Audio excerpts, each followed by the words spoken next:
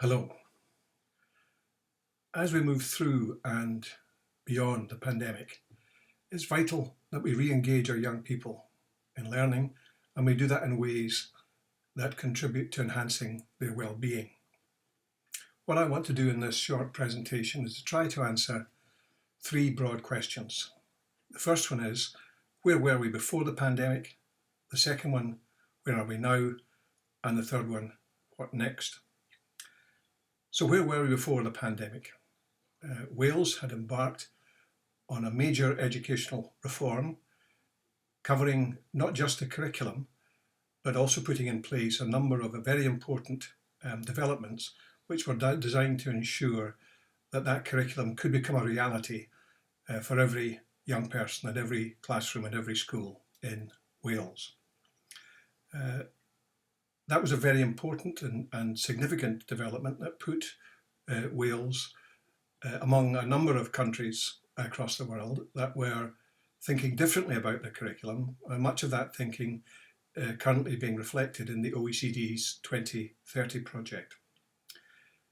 Central to the notion of the new curriculum was that rather than defining a curriculum as being a set of content or a list of subjects, but starting from a clear understanding of purpose, starting from saying, why is it that young people go to school, and what is it that we can best do to serve them during the time they are at school? So having that understanding of purpose, and then those purposes driving decisions, and all of that leading to better and more relevant learning for young people and higher standards. The focus on the new curriculum was very much on how to ensure strong progression in young people's learning and ensuring that we used assessment in order to help that progression rather than being seen as primarily about judging where young people had got to, but asking the question, where are they going and how can the assessment help us to guide their learning as they move forward? And all of that relating back to the purposes. Critical to the reform in Wales is also the notion of subsidiarity, where the curriculum itself was co-constructed involving teachers and schools from across Wales, the originally pioneer schools, but that process has now continued. Schools engaged in that process of actually trying to ensure that the curriculum that was developed is one that was not only right for the young people of Wales, but that the teachers of Wales felt ownership of and felt that they would be in a position to make it a reality. Strong collaboration, and what emerged was an agreed framework, agreed direction for all schools throughout Wales, but with a considerable amount of freedom at school and classroom level to take much more ownership of the nature of the learning and teaching that would take place. At the same time, it was very important to ensure that systems of accountability did not inhibit that creativity and the opportunities offered by the new curriculum. So thinking more about accountability as enhancing rather than simply assuring quality. So by the time we got to last March, significant progress had been made in relation to laying the groundwork for that new curriculum and engaging with schools and putting in place a professional learning framework in order to ensure that schools throughout Wales were ready to embark on making a reality of the new curriculum. So a year on, where are we now? Well, undoubtedly the pandemic affects the levels of energy which there are in the system. It creates a context within which quite naturally schools and teachers, in fact the education system as a whole, has somewhat heroically been working to keep the show on the road, to ensure that young people were getting as much good quality learning as could be, either face-to-face or remotely. And of course, as a result of all that's happened over that last year, there has been a pause in terms of those the momentum that was building behind the original curriculum reform.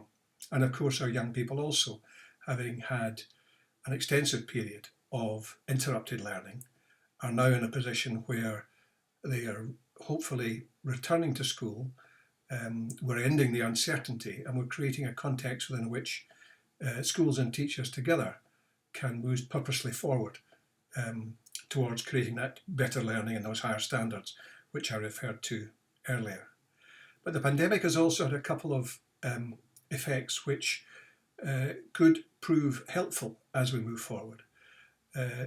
Teachers, young people and their parents and carers have had to think more deeply about what really matters in learning over the course of the last year than perhaps would have been the case had we simply continued with the practice of learning and teaching as was already established. So there has been a depth of thinking about the nature of learning and also about the nature of assessment, and the changes to the examination diets and the move to teacher grades again introduces important learning about the ways in which we can use internal assessment, school-based assessment, potentially as part of a longer-term curriculum process within which the curriculum and the qualifications can be brought together as effectively as possible. The pandemic has also, of course, led to an acceleration of and confidence in the way in which digital technology can be used to support learning, and we shouldn't lose the gains that we have achieved over the course of the last year in that whole contribution of digital learning overall to the provision of the curriculum. So what next? What happens now? I'm pretty clear that the 4 purposes which underpin the curriculum for Wales provide an excellent starting point for that return to schooling by both teachers and young people, return to uninterrupted classroom-based schooling for young people. The notion that what we should be doing with that return is to try to rekindle their interest in learning, a love of learning, helping them to become ambitious, capable learners, that we should help them to see the ways in which they can use their learning, apply their learning creatively. They can become enterprising, creative contributors. That issues, very major issues, which have faced us all in the last year, raise important questions about 21st century citizenship and the purpose which relates to ethical, informed citizens, I believe, is more important than ever as we move forward. And of course, the 4th purpose about helping our young people to be healthy and confident individuals is absolutely at the forefront of what we need to be trying to do as our young people move back into face-to-face schooling on an uninterrupted basis. So I think where we are just now is that we shouldn't make any assumptions that where we were last March still holds. So there's a need to revisit the 4 purposes and re-establish an understanding of both the nature of a purpose-driven curriculum and the way in which those purposes can be brought to life through the framework provided in a curriculum for Wales. That curriculum framework provides, I believe, huge opportunities for teachers and for young people to create the kind of learning and the progression in learning which our young people so desperately need and which will help them to move forward with confidence into the world that they are going to not just live in, but shape. So I think the big message for all of us as we look at that curriculum framework through the areas of learning experience, the cross-curriculum responsibilities, the what matter statements, and then the way in which those are elaborated in relation to the progression in young people's learning, provide enormous opportunities. And the critical thing is that we use and take those opportunities in order to create the kind of experience which I believe that the new curriculum offers. In doing that, we need to, as I said earlier, we need to harness the technology in order to be able to build from all that we've learned about how to use technology effectively.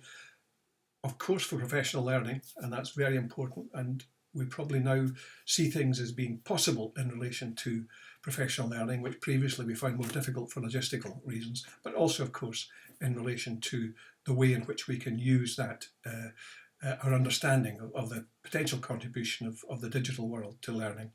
We need to make sure that we build on that understanding and develop the kind of digital pedagogies which are going to help us to serve our children well.